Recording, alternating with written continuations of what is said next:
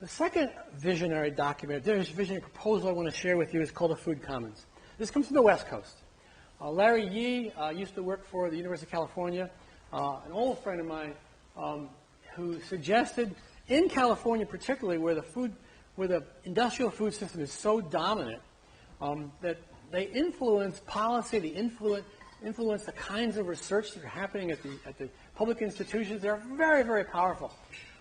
In New England, we don't have that kind of a powerful industrial agricultural lobby. We are able to do creative things. In much of the country where agriculture is a big economic interest, they influence things like what happens in classrooms in the University of California, Davis. I was working in Illinois up till, when I leave, 1992.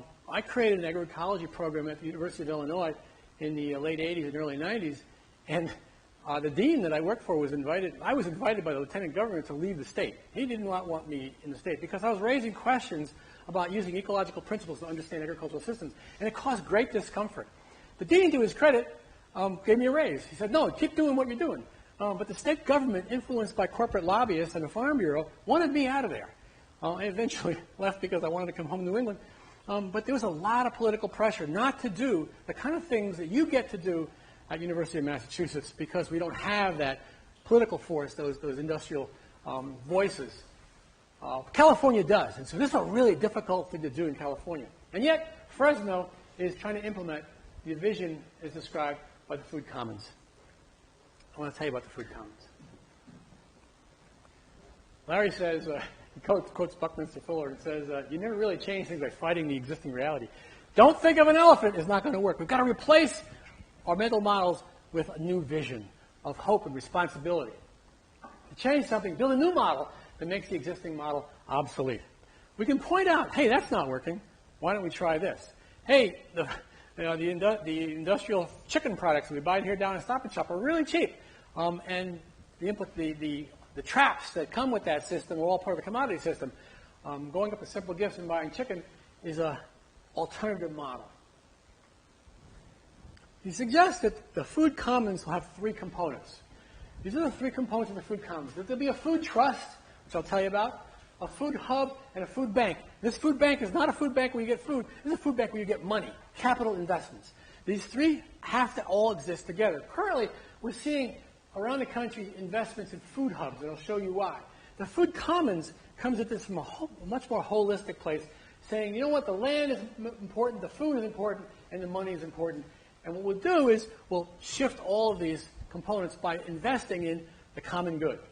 The Food Commons Bank would provide financial services to small lenders, to small producers, and small consumers, or small retailers, financial services for which the return on investment did not go back to shareholders and corporate investments, but the return on investment were reinvested in the community. When you lend money out, you can charge interest. You can make money for that, but that money then can be reinvested back in community rather than going off to Bank of America.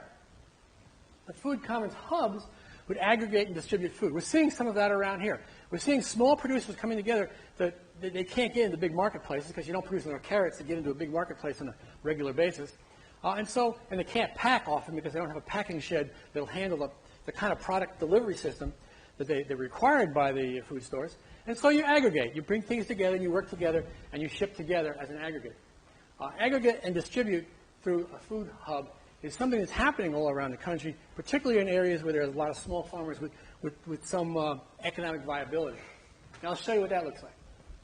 The Food Commons Trusts would invest in helping people own farmland. In a place like Amherst, Massachusetts, where land is so expensive, it never comes on the marketplace for agricultural land, we need to figure out ways of acquiring that land and keeping it in agriculture so that we have the infrastructure to produce food locally. Here's a food hub. The idea is that we take lots and lots of different kinds of foods, we run it through a food hub, informed by the commitment to the common good, informed by a trust and a bank, and then delivered out to places where they have demand. It can be done very, very efficiently. This is a food hub. Rather than one cow producer selling to one restaurant over here, we're going through a food hub to improve efficiency. This is what our food systems looked like prior to World War II. Lots and lots of small producers dealing with lots and lots of small vendors, shops and restaurants. And it was very inefficient. It was very personal, and there were a lot of small producers involved, but it was relatively inefficient. Today, this is what our system looks like. Large producers and large supermarkets and institutions. Very, very efficient. That is the result of the commodity system. Very, very efficient. Low cost of food, lots of production, lots of food around, but not a lot of growers, not a lot of producers, not a lot of small businesses. So what the Food Hub does, it addresses at least part of that problem. It suggests that we can keep a lot of small producers in business by aggregating the product and helping them ship together. So they can ship into UMass, they can ship to Stop and Shop, they can ship to the Big Y, they can ship to the big box stores. That's half of the solution. And that's not a bad idea. And we're seeing some of that around the country developing because these small producers are coming together and they're cooperating, they're working together.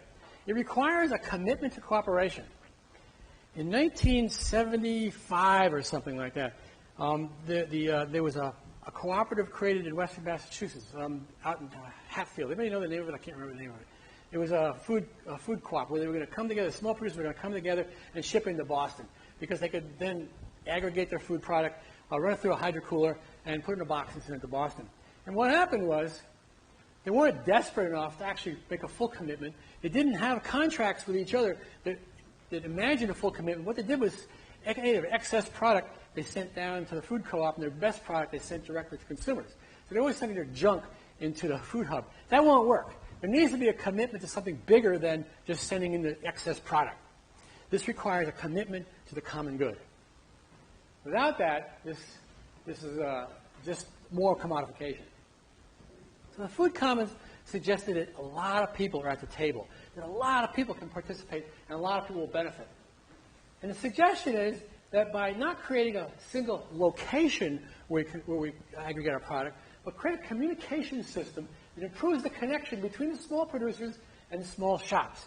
We could imagine a network, a computer-driven network that suggests that, oh, you've got this over here, I need this over here, there's a transportation, a truck going your way, and let's make this happen. This is an idea of a different kind of a system, a network system, that the hub is not a physical place.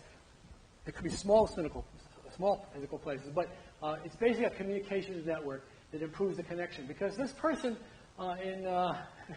in Hatfield does not know this grocery store in Holyoke, and it's really difficult to know all the pop hustle of vendors. This communications hub developed by a network communication system is an imagined a vision for the Food Commons. But it's got to be held together by common values. If it's not a commitment to values, if there's not a mental model driving this, that becomes a structure that simply becomes commodified and people take advantage over time. We've got to make a commitment, a contractual commitment to common values. And so the Food Commons suggest that fairness and stewardship, economic opportunity, all the things that we associate with sustainability are part of this vision. Food sovereignty is a suggestion that we actually control our own destiny with respect to food. There's a town in Maine, which I'm not remembering the name of it, but they passed a local bylaw. It's called a food sovereignty bylaw. It suggests that all state and federal laws that contribute to the commodity system were no longer appropriate for our town. I can't think of the town's name, which is completely illegal. You can't do that. But they did. They passed a local bylaw to make a point that suggests, within our town boundaries, we have our own food sovereignty. We can control our own destiny. We can set our own prices, and we can make our own policies to disadvantage the global food system. They'll be in the courts for years because local government doesn't have that kind of power. But wouldn't it be neat if local government was able to create that kind of infrastructure? Food sovereignty, at least at a national level, suggests that we can control our own destiny. Integration of crops and livestock, transparency so we know where our food's coming from, we know what it's costing, and we know what people are making on it, ethics, accountability, are all part of this vision that they're going to call the commons. We live in the Commonwealth of Massachusetts. That Commonwealth could include food, if we believed it. And this system exists. It exists in Chinatown in New York City. Chinatown in New York City, there's a lot of local vendors, a lot of product. They have a globalized, personal aggregation and distribution system. They know each other by phone calls and by by who you're married to. And this system actually has been documented in Chinatown in New York City. This was done by a professor from Cornell, wrote a book called From Farm to Canal Street. Canal Street is where Chinatown begins, where I used to go down when I was a kid. I'd take the train in and buy firecrackers for 4th of July, go to Canal Street. I never paid attention to the produce, but there were lots and lots of produce markets. And this is my Google Maps of some of the produce markets in Chinatown in New York City. I want to read this to you. This was right out of the book, was mind-boggling. The way Chinatown produces food demonstrates another kind of globalization, one that does not threaten regional economies. It does not homogenize cultures. It is not controlled by mega corporations. Chinatown's food system embodies a global economic network that is constructed by people who may have been marginalized, but instead are carving out their own global niche in an economic network based on culture and biological specificities that people are involved in. This is a sense of place, a sense of who we are, a sense of culture, and a personal sense of connections. This exists today. This is what used to exist all over the world and has been homogenized and destroyed. So we take this communications network idea, and in Chinatown what they've done is they've put personal relationships in place of a communications network. They still use phone systems, they still use email, they still use text messages, but it's based on common values because people know each other. That system is a food commons. It's the best example of a food commons I can find. It exists today, suggesting that it's not impossible. The food commons would connect, regional small producers in the South with small vendors in the South, with small vendors in the Northwest, with each other. This is not an isolationist strategy. This is a globalization by networking, maintaining the smallness of individual producers and maintaining strong sense of community, either through a communications network, which could not have happened 20 years ago, but today we have the technology to do, or a personal network that exists today among some cultures. This is a viable possibility. This has been proposed by Larry and his friends in California and has been taken up as a founding principle by the city of Fresno in how they think about the environment and their food systems. The food commons includes food land trusts, food distribution, and food investment. And if you look at the Pioneer Valley of Western Massachusetts and you go home at Thanksgiving and you tell your family about it, the response, for at least Rob, is Rob here? The response from your family is going to see that's crazy, right? So here we have using the upside-down iceberg for you, Rob, okay? We're going to suggest in the Pioneer Valley of Western Massachusetts something is possible. Well, did you know that there's already a land trust in the Pioneer? There's several land trusts, actually. The one I'm involved in is called the North Amherst Community Farm. North Amherst Community Farm came together about 7 or 8 years ago and found out that the farm that Simple Gifts was the land that Simple Gifts was being farmed on, is farming on now, was up for sale. And the developer offered the family $1.6 million. A land trust was formed, a nonprofit land trust was formed called the North Amherst Community Farm. We bought that land for $1.3 million. We got all sorts of donations, lots and lots of people. We bought that land and we created a long-term contract for Simple Gifts Farm, which is a commercial, for-profit business on public lands, publicly owned trust lands. This is happening all throughout the country. When you can't afford to farm in Amherst, you have two choices. One is not farming in Amherst any longer and not having that local connection, or doing something about it, and a land trust is another way of approaching that. Those of you who've been up to Seton Solidarity, Deb and Rick bought that land from a land trust. I forget the name of it, but it was relatively inexpensive land. They didn't have any money, and so they got help from a land trust who helped them buy that property. This is an example of a food commons trust. Yesterday morning's paper, I'm going through the paper, and I'm reading about the Common Good Bank in Greenfield. I'm a member of the Common Good Bank. I don't actually use it because their credit card is actually mostly good up in Greenfield. But this is a bank in Greenfield, Massachusetts, that will take investors and create credit cards, and you can use that credit card to buy things at certain establishments in Western Massachusetts. You can borrow money from that bank, and the return on investment, the interest that comes back, is then invested back in the community, not just in food, but in small local businesses in Greenfield, Massachusetts. This is yesterday's paper talking about the Common Good Bank. It's an example of a food, not just strictly food, but a commons bank. The Berkshire's dollars is another example in Western Massachusetts. There are local dollars that can be used to reinvest in local businesses. We're seeing this appearing around the country. And a food hub. Anyone been down to Joe Zakowski's place in Hadley here?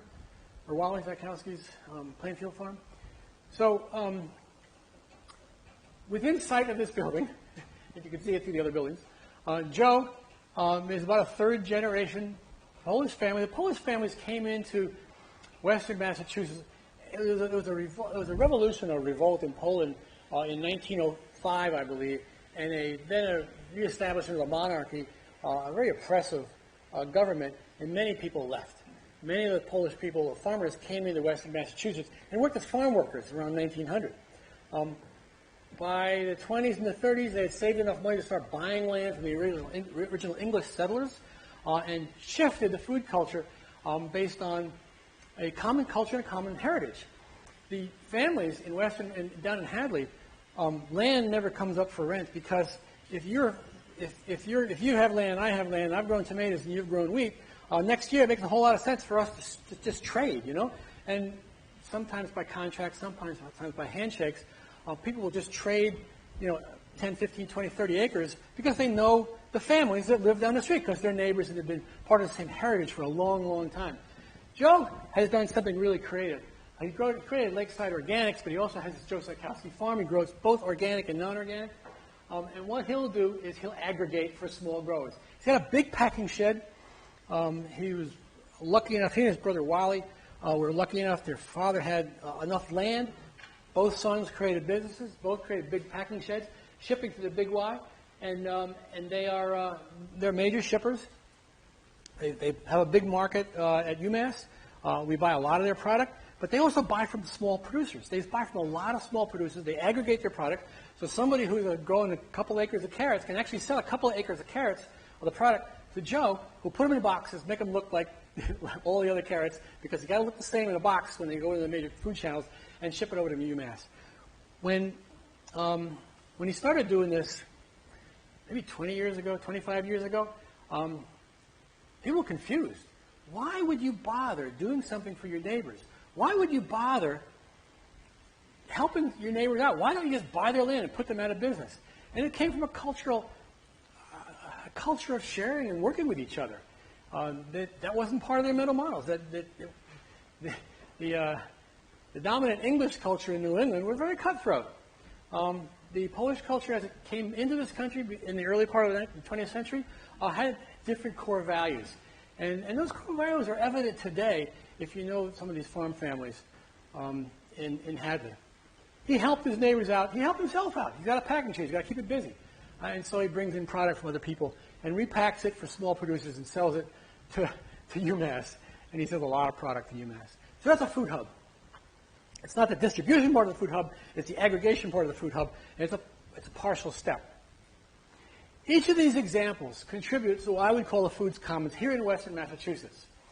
And so when Rob's sitting around the table with his family and they say, you're crazy, we can say, you know what, there's things that are happening in some parts of the world that you may not be aware of that are kind of interesting. Here in the Pioneer Valley, there's a food commons that is beginning to emerge, just individual examples that are starting to emerge.